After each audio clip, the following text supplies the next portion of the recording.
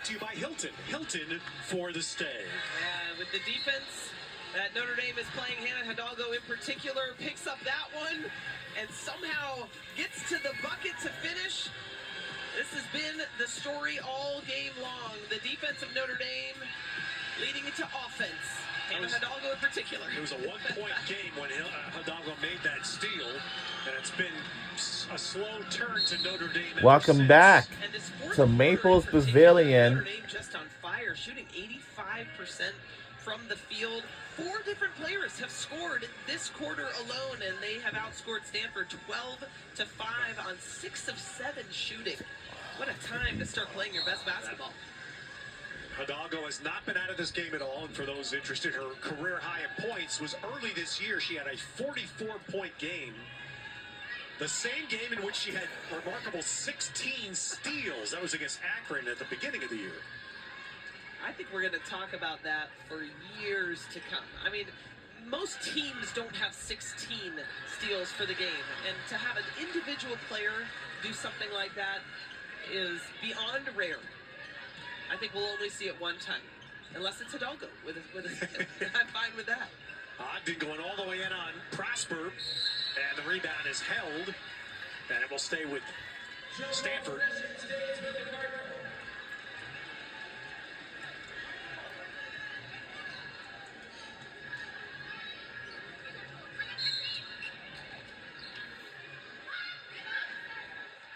Clardy, long rebound to Ogden.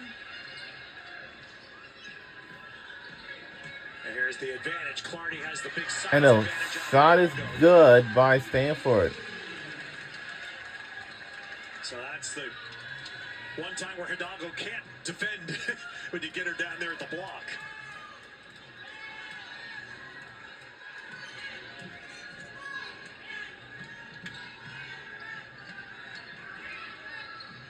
Jesus sets up more. Well, it's 2 straight now without Notre Dame scoring.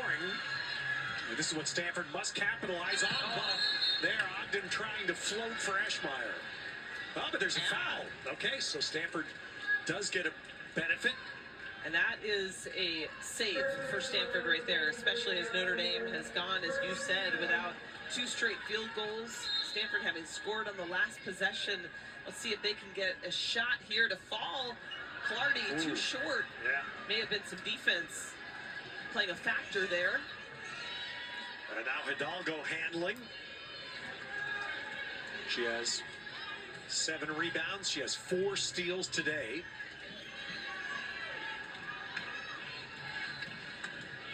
With 3 minutes to go in the game, Stanford has been better at one of your keys, protecting the ball. 13 turnovers. Not bad. That's right, especially when you think of all the youth on the floor. And South is good.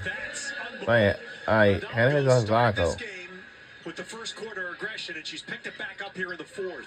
What amazes me is Clardy gets that shot to fall. South. Is the fact that Hannah Hidalgo is circled, underlined, starred on the opposing team's scouting report. So the fact that she can come in to games like this and still put up these kind of numbers, it just speaks so much to her ability as a player and her effectiveness on this team. She's the difference maker. That's the biggest understatement of the game. Smart basketball there by Moore. Didn't take the open 3. Now she'll take it in the late clock. And the rebound secured by Ogden. But we're winding down to the 2-minute mark here. Ogden trying to set up Shumfai. And we have a timeout. That scramble is enough to have Kate Pace say, let me stop this. We can't afford any more empty trips. Yeah, and right now Stanford just not getting easy looks. Nothing has been open. Got to credit And we lead by 11. to that. So next Saturday against CW Courtside is back with another doubleheader for the men. Virginia Tech in Raleigh against NC State, and then SMU taking on Pitt. So another good doubleheader next Saturday at 1:30 Eastern on the CW. So Notre Dame had 4 consecutive teams shoot over 50%. They're holding Stanford to 38% for the game. And there's a look at the men's news and notes where Duke is clearly at the top. And the scramble starting for the positioning for the ACC tournament in Charlotte. It'll be the week after the women's tournament, which will be played in Duluth, Georgia. So the men's basketball tournament's going to be start on the week of, right after the week of the women's basketball tournament. Going to have to try to play as quickly as they can. Yeah, time definitely not on their side. They need to get a good shot and in a hurry. Already using the screens up top. Two of them got to the basket, no. And Notre Dame has the rebound. Notre Dame switching on those screens. But Clardy did a good job there. Clardy from behind played the role of Hidalgo. Yeah. And slapped that ball away and creates a Notre Dame foul. Oh. Right now, just Stanford trying to stay alive in this one. Moore looked like she clearly had possession than Clardy with the tip. And the ball goes back to Stanford. Another lifeline for the Cardinal. And they lost about 30 seconds off the clock. Ogden made sure that's a three. Hidalgo. Hidalgo, by the way, picked up the foul. She has 4 fouls now.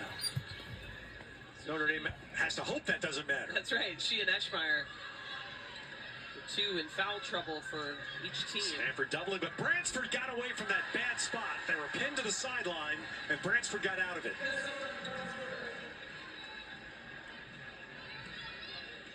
And that should put Notre Dame in a good spot at 13 here with 1:10.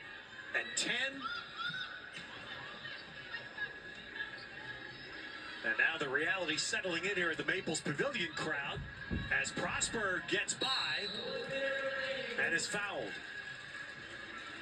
Well, this is going to be likely be our today's player of the game, brought to you by Progressive Insurance. Progressive offers 24/7 protection when you bundle home, auto, and motorcycle. Learn more at progressive.com. Who got the honor? I'll give you one guess. Hannah Hidalgo, 37 points. She has been so much fun to watch in this one. 9 boards, almost a double-double. Usually she's on triple-double watch. As I check on her steals, she's sitting at 4 steals. She had 3 at the half, 3 assists for her. She's done everything that she needed to do for this Notre Dame team. And she has been obviously the major force in sending Stanford to a note that they're not going to like. And it's a measure of the brilliance of this program. This is going to be the first 4-game losing streak. 1 minute to go. In 39 years. 1987. Ogden scores it. Likely again, this is now too little too late, but that's the brilliance of this program and the standard to which it is held. 1987 is the last time Stanford lost 4 consecutive games. And Hidalgo will take her first seat. Some Notre Dame fans in the building. Hidalgo needs directions to the bench. Where is it? Do I have a seat? And the Notre Dame side, family, friends, and alums. There are some alums from the Bay Area here standing and applauding. And you know what? This is a player that should be applauded by the Stanford side. Courtney Ogden at a time again where Kate Pay's been saying we need Ogden to lift, and she has done that. Yeah, she really has. She never quit. She's played significant minutes as well.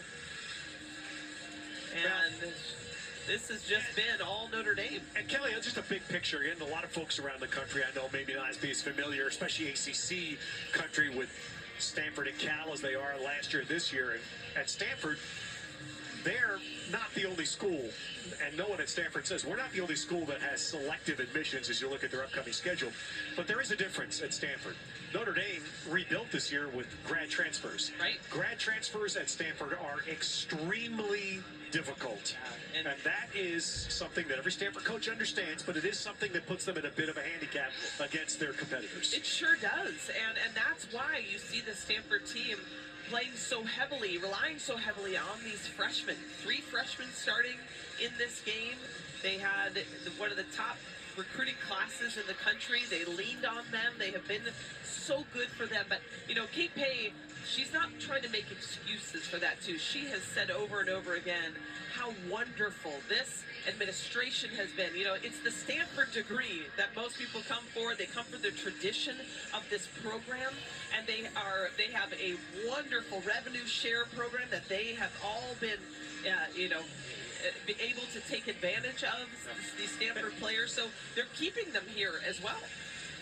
By the way, one last note on Ogden. We watched Stanford's practice yesterday.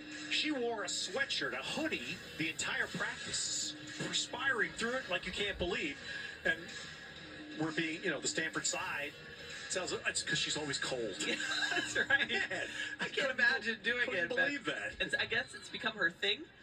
And whatever was working for her, keep going, number 40, because you're having quite a season. Well, it's going to be incredible value for Stanford in the final month of the regular season. But Notre Dame is going to salvage a split in this Bay Area trip. And again, both teams starting with their net in the 30s. Pretty good position. Shot's good. Spur hits the foul line shot. So shot clock turned off. It won't matter at all. People that sit around and project brackets would have both of these. And the shot is good by Stanford. Yeah, and that's why this was a very important game coming into this one. And that's going to do it. We're out of here. Final score 78-66 by 12 points. Go Notre Dame. Fighting Irish on a win. 90 since Notre Dame had played here at Maples Pavilion. And they deal Stanford. And we have won this game against Stanford Cardinals since 1987. And they will have to regroup on the road. Well, once again, our final score, Notre Dame behind 38 from Hannah. Is it 38? 37 from Hannah Hidalgo. Beat Stanford for Kelly Dale and our entire crew. So, we will see y'all back home in President Pavilion. And we'll see y'all next time. So, right now, say, have a good night, everybody, and take care of yourselves.